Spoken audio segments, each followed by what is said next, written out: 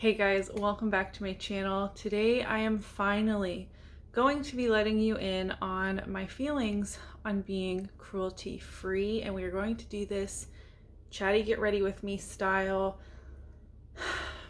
I have been putting off this video for years, honestly, which we'll get into it, and I'm feeling really nervous. But I promised I would do it this December for Vlogmas, though I don't post every day. I'm just posting as much as I possibly can. My tree isn't even decorated and Christmas is in 10 days from the time I'm filming this because my life is just so crazy right now.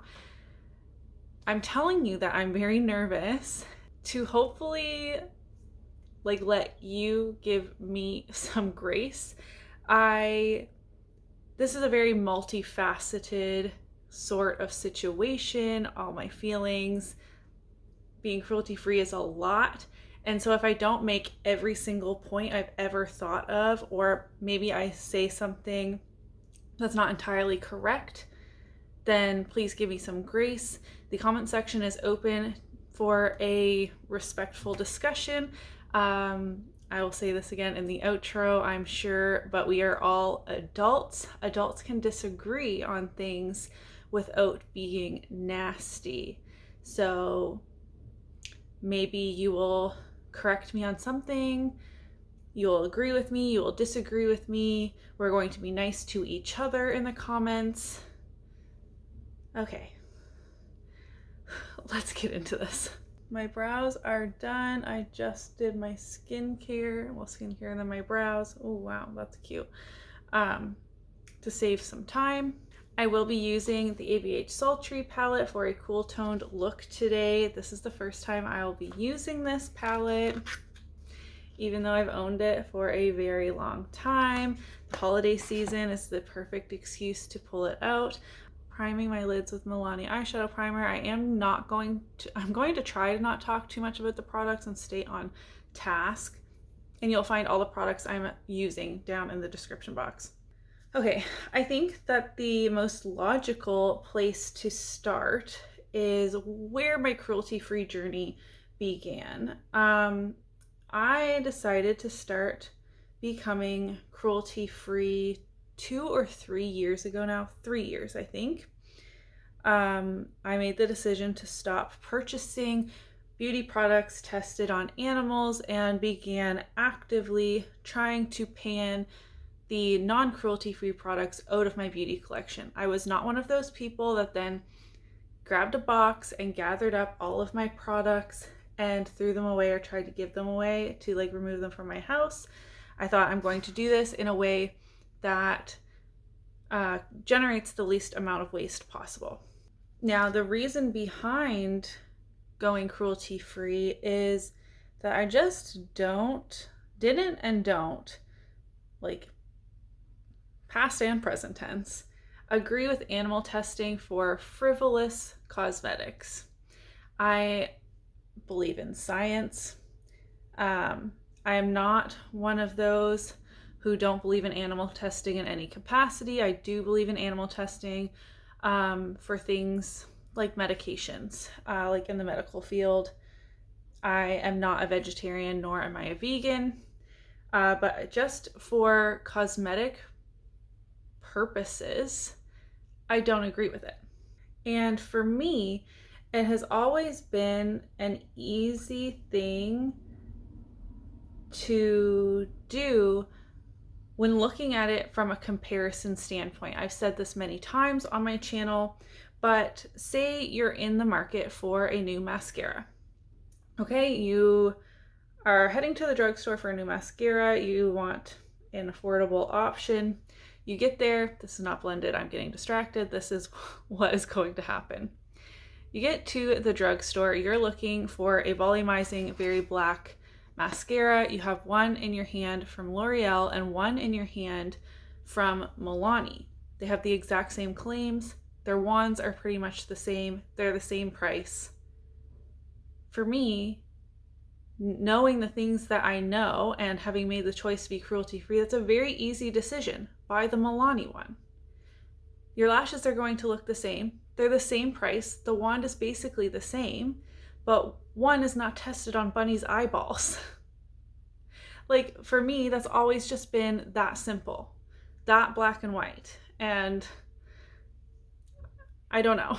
That's just how it has always been for me. Now, a shift began to happen around 2 years ago when Wet n Wild snuck their way into the Chinese market, and that made me so angry.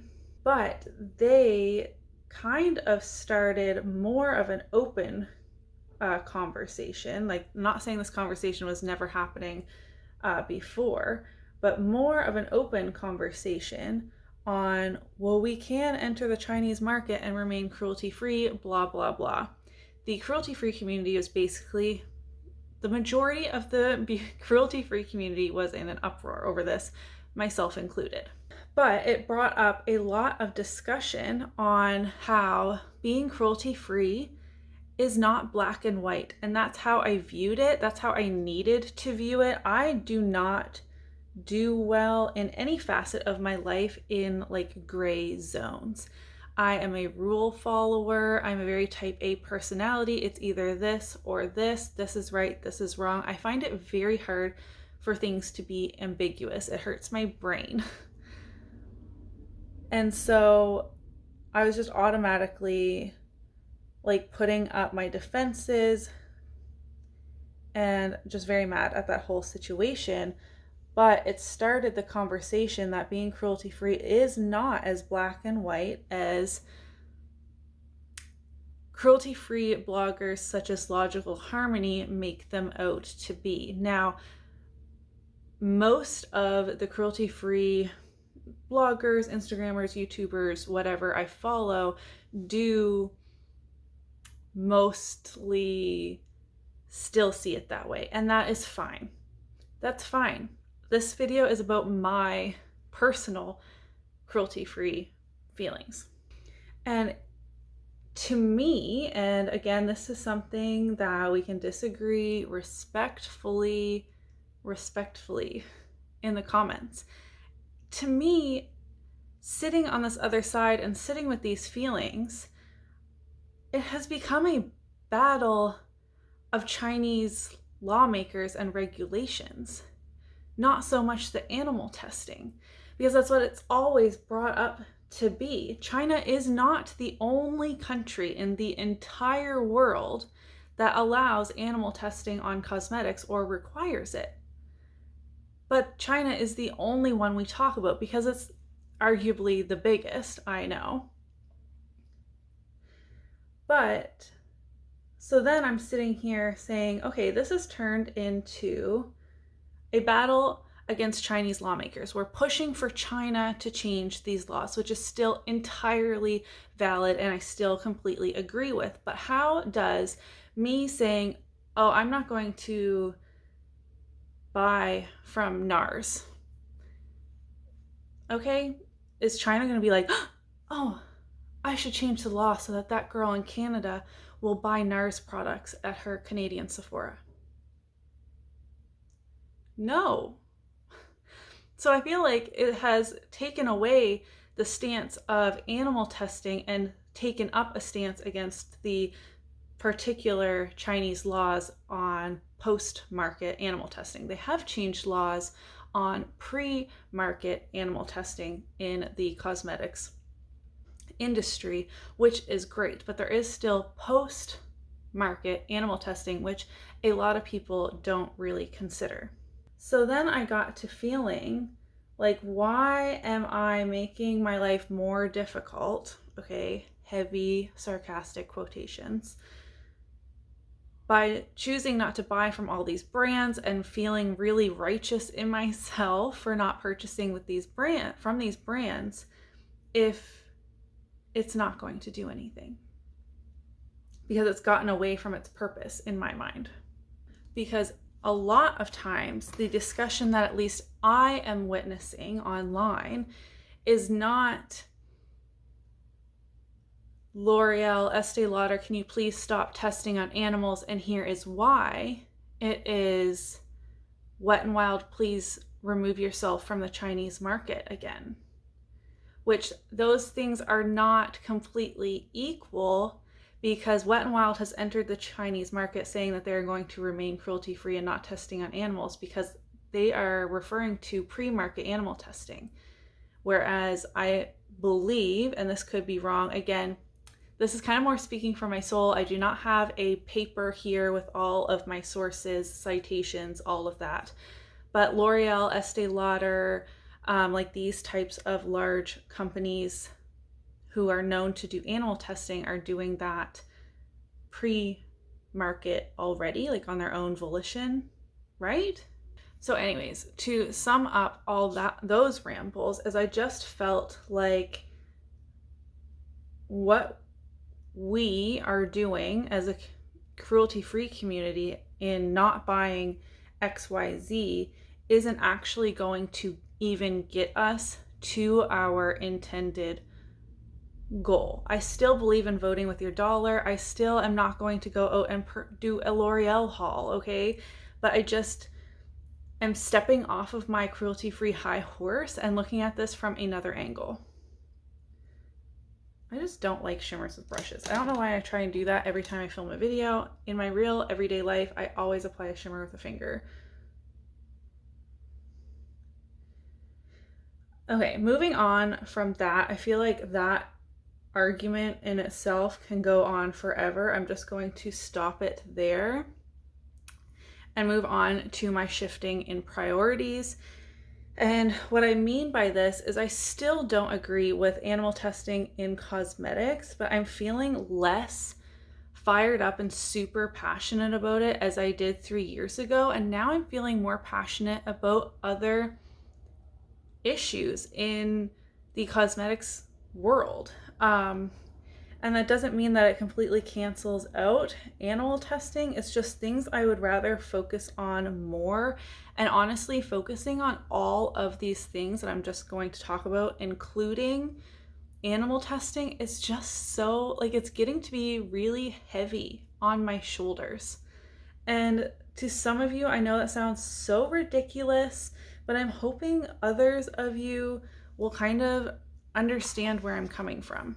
So other things that are more, I can't even say like more important to me, but things I'm focusing on more recently are brand ethics.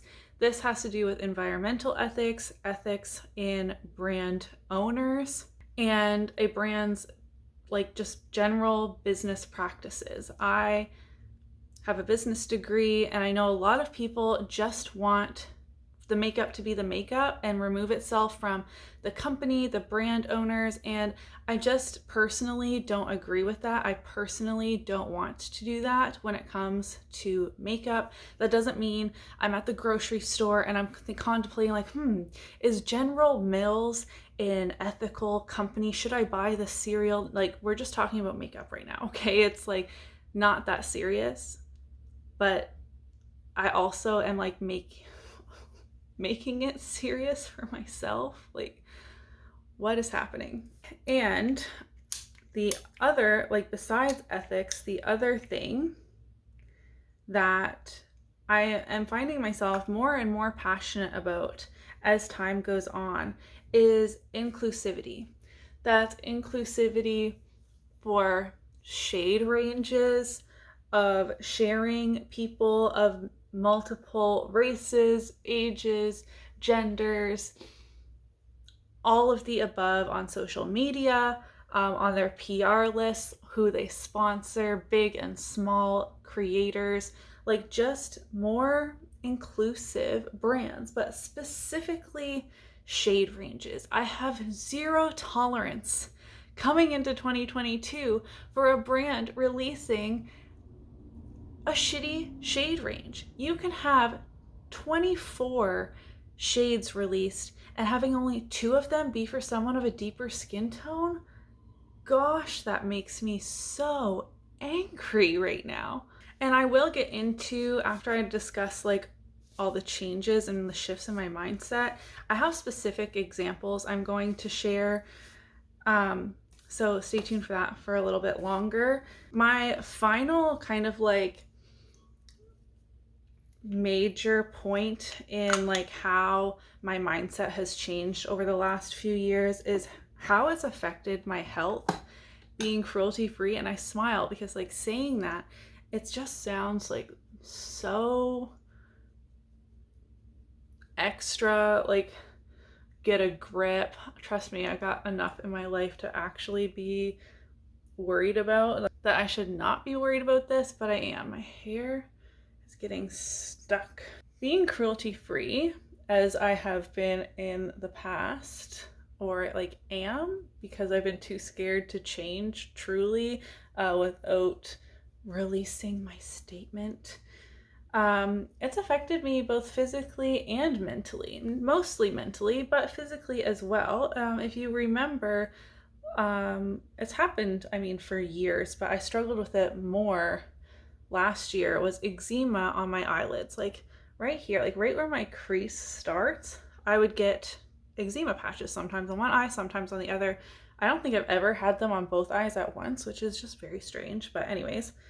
And I still have not discovered my trigger for that. I don't think it's food related. I don't think it's environmentally. I think it's probably to do with stress, honestly, but I'm not sure.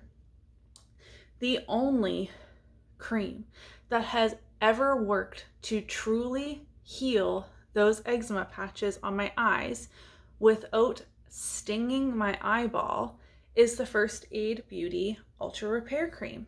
Guess who became no longer cruelty-free? First Aid Beauty, because they entered the Chinese market. But again, they ensured the cruelty-free community that they are still cruelty-free because of the pre-market, avoiding pre-market animal testing. And so me feeling so sad and heartbroken, I've talked about this on my channel before, I was like, oh, well, when my Ultra Repair Cream runs out, that's it, I'll have to try another one. And I have been trying other ones. I've tried so many things and nothing else works. And you know what? I repurchased the Ultra Repair Cream in the Sephora VIB sale almost a year after I ran out because I couldn't handle it anymore. And I felt so guilty about that, which is ridiculous because, as I mentioned at the beginning, I don't have a problem with animal testing when it comes for a medical reason. But in my mind, I was like, First Aid Beauty is a beauty brand. Skincare is beauty. And this is not a prescription. So therefore it's not medical. But it is for me. And mentally, this is going to get a little heavy and may not make sense to anybody else. And please listen with an open mind. So firstly, as with pretty much any community across any industry, I'm sure there is a very toxic subset community within the cruelty-free community. The like holier than thou, you are awful type of people. And I've been scared of them. I am a grown-ass woman with 3 sons who I constantly tell, well, the older ones, to like not care what anybody thinks. I try really hard to not actually care what other people think, but yet I found myself afraid of these people, of being torn apart on social media. Not that I'm like a big YouTuber and I'm gonna have the whole cavalry rain down on my channel, but I didn't even want one comment because I was too scared of it. I also found myself partially influenced by that community. I try really hard to not judge others for anything. How you choose to feed your baby, what you wear, how you like to do your makeup. And I found myself judging people around cruelty-free beauty. Strangely, not towards people who were never cruelty-free or never have mentioned being cruelty-free. All of my absolute favorite YouTubers who I make many purchases from based on their recommendations, I watch them all the time, none of them are cruelty-free content creators, actually. I just didn't purchase the things they recommended that were non-cruelty free. It was as simple as that. And I never judged them for it. It's just Steph, one of my favorites, Samantha March, Kathleen Lights, Angelica Neekvist. None of them are cruelty-free content creators. I have a hair on my nose. And that has never bothered me before. I found myself really judging people who have always been cruelty-free or were cruelty-free at least when I discovered them. And then through all this ambiguity, all these gray zone, blah, blah, blah, have chosen to not be cruelty-free anymore. And we're still not becoming non-cruelty-free in the same way, like myself and these people who I was finding myself judging, which is why I need to remove myself from this, because that makes me feel so gross. But that was like my initial reaction, and then I had to like pull myself back and be like, ew, why are you feeling that way? You know what I mean? But this is me like opening my heart up and telling you and being honest that like, yes, I felt judgment towards these people. And I keep jumping around. This is so hard for me.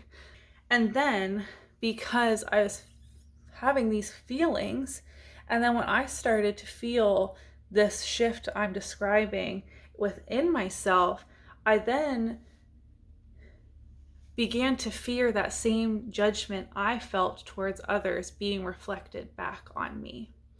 And that is a really, really awful feeling. And finally, the last way in which being cruelty-free and having like these changes in mindset has negatively impacted me mentally is never making progress on my collection. As I mentioned in the beginning, I was dedicated to the idea of panning my way to a cruelty-free collection because I didn't want the waste that would happen if I just gathered up all the non-cruelty-free products and got rid of them. Because I mean, I don't have that many friends that like makeup in the way that I do, so it would generate a lot of waste, and I didn't want to do that. So I was tracking, okay, I have X number of products that are non-cruelty free that I should now be working towards panning and getting out of my collection. Well, every time I felt like it was, a few steps forward and then a bunch of steps backwards, because I would just get a ton of empties, feeling really good, my numbers are improving, and then poof, Wet n Wild's not cruelty free anymore. Okay, make some more progress. Poof, Physicians Formula not cruelty free anymore. Make some more progress. Oh, now First Aid Beauty is not cruelty free anymore. You know what I mean? Like, it became very draining on me to have this mindset of panning them out of my collection and having a cruelty-free collection. I started off my journey at 80% cruelty-free. I am currently at 91% cruelty-free after 3 years and countless empties and my makeup collection growing on the cruelty-free side. I'm still not that close to 100%. If I'm going to do Chatty Get Ready With Me style, I need to learn to pace my makeup and my talking points better. Those were all of my, the things I've changed my mind about and my talking points, really.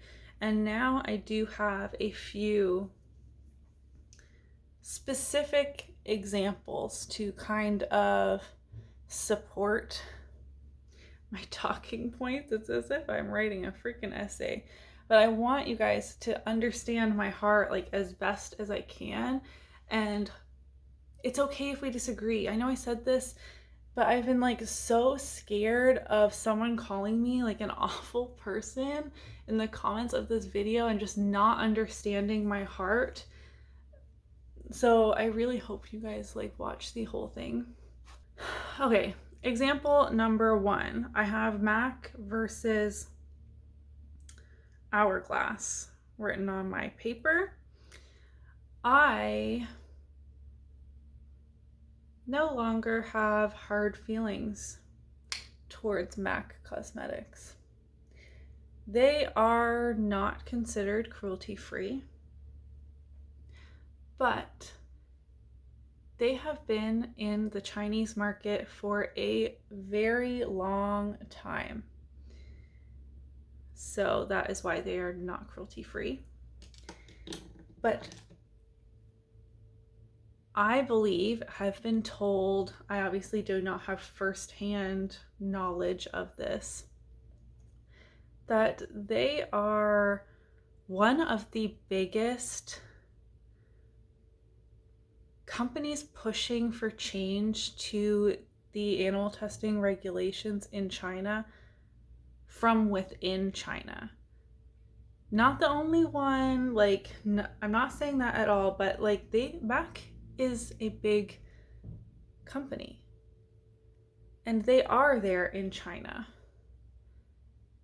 pushing for change. And that's admirable on some level. You know what I mean? I believe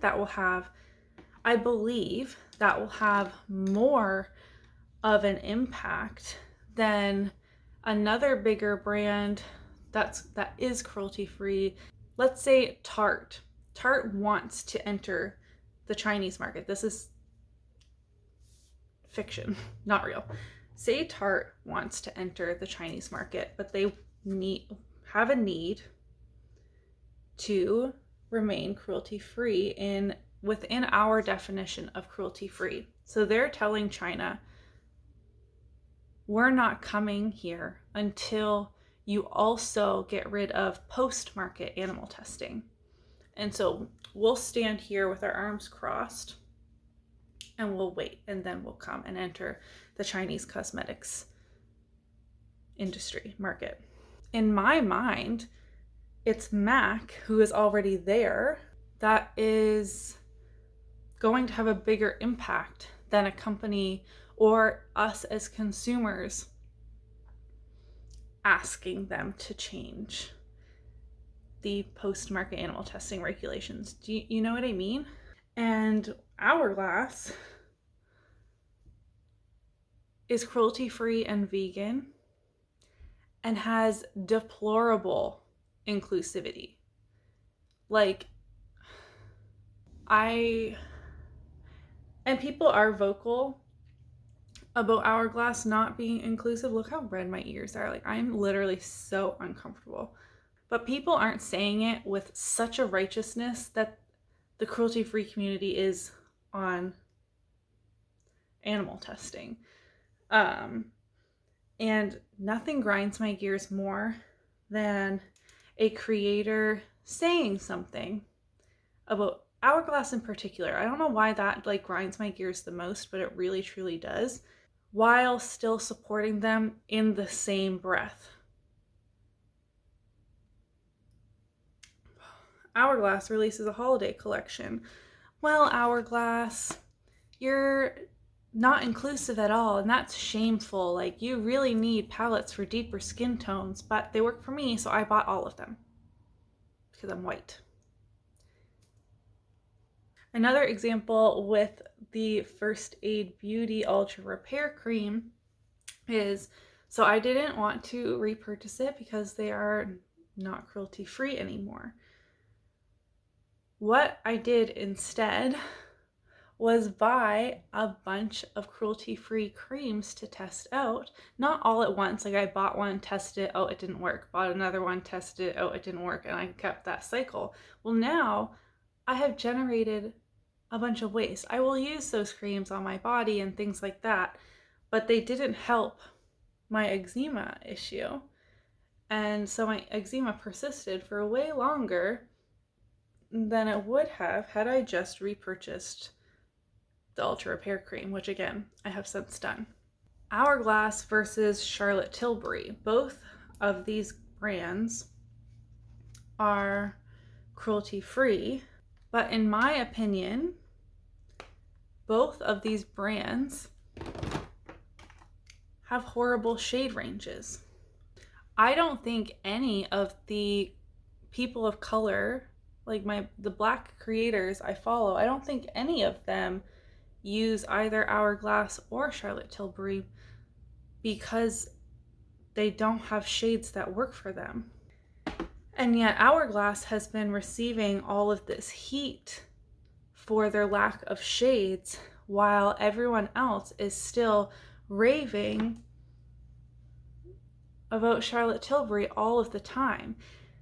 Now, just this year, Charlotte Tilbury has had a deeper skin tone option for her mystery bag for the first time, which is great and a step in the right direction. But what about all her other products? I don't know what her shade ranges are like. I don't think I own any Charlotte Tilbury.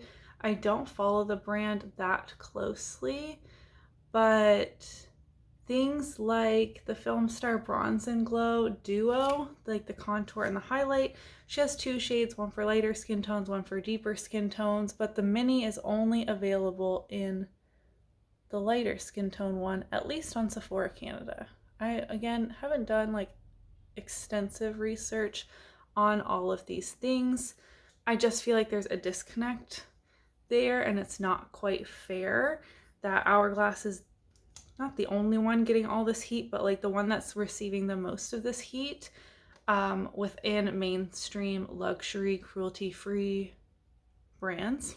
I was having another thought just earlier today while preparing to film this video of First Aid Beauty, the Pores Be Gone primer versus the Too Faced Primed and Peachy primer, which I don't even know if I would be able to get my hands on that, but I did use up a sample of the Too Faced one earlier this year. I still have a full size of the First Aid Beauty Pores Be Gone, so this is kind of a moot argument, but for argument's sake, both are very smoothing primers with a more of a hydrating kind of feel. They're not drying, they're very smooth on the skin, foundation applies beautifully, they make my makeup last all day. I love both of those primers equally. First Aid Beauty is no longer cruelty-free, so it's marked with an X on my spreadsheet of like, you need to get this out really quickly. I used up and loved the Too Faced primer earlier this year, but when thinking of repurchasing the Too Faced one over the First Aid Beauty one, it made me feel gross. I have not been supporting Too Faced in quite a long time because of their brand ethics, though they are cruelty-free. I don't think the owners are like great people, like Jared, what's his name, Blandino or something. I don't think he's a good person. They have been in so many drama, scandal things, like when everyone was screaming Black Lives Matter, like trying to push that movement forward, he had made a cake that said Rich Lives Matter, like gross. And then just so many scandals, so much drama. So I haven't been purchasing from Too Faced, but if I were strictly just cruelty-free, and those are 2 of my favorite primers, the black and white rules dictate that I would have to buy the Too Faced one, not the First Aid Beauty one, because First Aid Beauty is selling in China, though they have said they are remaining cruelty-free over there, which is again up for debate. And so it just always leads back to which company would I rather support. We could get into the argument the same as the Ultra Repair Cream. What I did was continue to try new primers to find another one that will become a favorite, but that is generating more waste. Or I could just repurchase the First Aid Beauty one when I finally empty it. Again, it's nowhere near being empty, but I'm just like making this argument of which brand would I rather support. There's more things to consider than just whether a brand is cruelty-free. And that is kind of like my whole point with this video, is as much as it makes my life easier, and I wish it were the case, if things were black and white, it would be easier. Buy from this brand, don't buy from this brand. It's bad. Blah. But I don't feel that way anymore. And honestly, it's just too much for me to consider all of the things all of the time. And that extends into like more parts of my life than just beauty. Like, I live in a rural community, and yeah, I could drive over an hour in my big van to go to the store and get XYZ that I need, or sometimes I just order from Amazon. So does that make me a horrible person because Jeff Bezos is That is a discussion for another time. So what does this mean? I need to wrap this up. It's been like 45 minutes I've been standing here filming. What does this mean for me and my channel? It means that I am finding more peace within myself and letting go of the judgment, the fear of judgment, and the inner turmoil all the time at being cruelty-free. I'm finding more peace within my makeup collection and not being like, ugh, gross, I still have Maybelline lipsticks. Like, oh my gosh, I just need to use those up and not use my Melania NYX lipsticks that I love so much, because I need to just focus on the Maybelline ones and get them used up and out of here. Maybe I want to use the Maybelline lipsticks up because they're getting old, or because they're one of my favorites, not because I have this gross feeling of this was tested on an animal, so I need to use it up first mentality. It means I'm going to be more thoughtful with my makeup purchases from many different reasoning standpoints. Does that make sense? Not just whether a product is cruelty-free or logical harmony approved, but there is more to consider, and I personally just can't find it within myself at this moment in time to consider all of the things all of the time. So yes, I purchased from First Aid Beauty, and I bought the Sephora Favorites kit that had a Pat McGrath lip gloss and a NARS lip balm.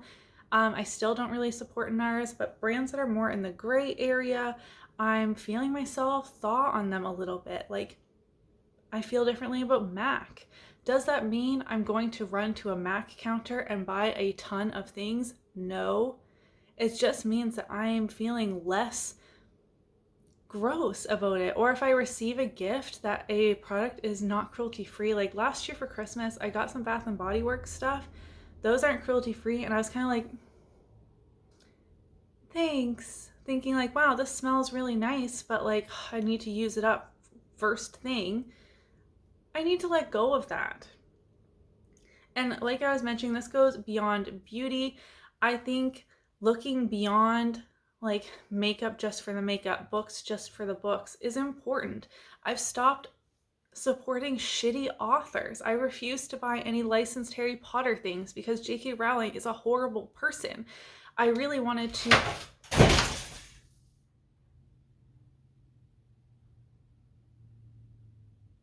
That scared the absolute shit out of me. I have goosebumps. I'm like stress sweating. Something like a whole bunch of stuff fell off my TV stand. I really wanted to read the Gone series by Michael Grant because it sounds like a really interesting YA dystopian series, but Michael Grant is a really shitty person. Like, so I'm no longer going to read those things. I'm going to continue reading Harry Potter and buying things secondhand, like the books secondhand, but I'm not going to support J.K. Rowling financially in that way. Does this make sense? Like, I think it is important to consider other things. So this doesn't mean I'm not cruelty-free, but I also don't feel like I fit into that label. Do I need a label? Do you have a label for me? Am I still cruelty-free? Like, being non-inclusive is a form of cruelty, isn't it? Having awful labor conditions is a form of cruelty, isn't it? And trying to out someone's identity when they're not ready to is a form of cruelty. Do you see where I'm coming from? It's not just animal testing. And just the animal testing aspect is getting murkier and murkier the more I learn about it. And I'm just feeling so defeated. I think I rambled on long enough. I've been talking for a long time. We can continue this discussion in an open and respectful way in the comments down below. We can disagree, and that is fine. I will respect your decisions if you respect my decisions. We're not going to be mean to each other. So I have zero tolerance for bickering, name calling, being rude, attacking someone's character. None of that will happen on my channel in any way, because we're all adults. And like I said earlier, adults can disagree without becoming nasty. Again, all of these products I used on my face, I forgot to spray, will be linked and listed in my description box. I'm very happy with this cool toned makeup look. I did go in with the Fenty Gloss Bomb. I'm revisiting this to see if I really dislike it as much as I remembered, and I guess my tastes are changing. Give this video a thumbs up if you did enjoy it, and I will see you in my next one. Bye.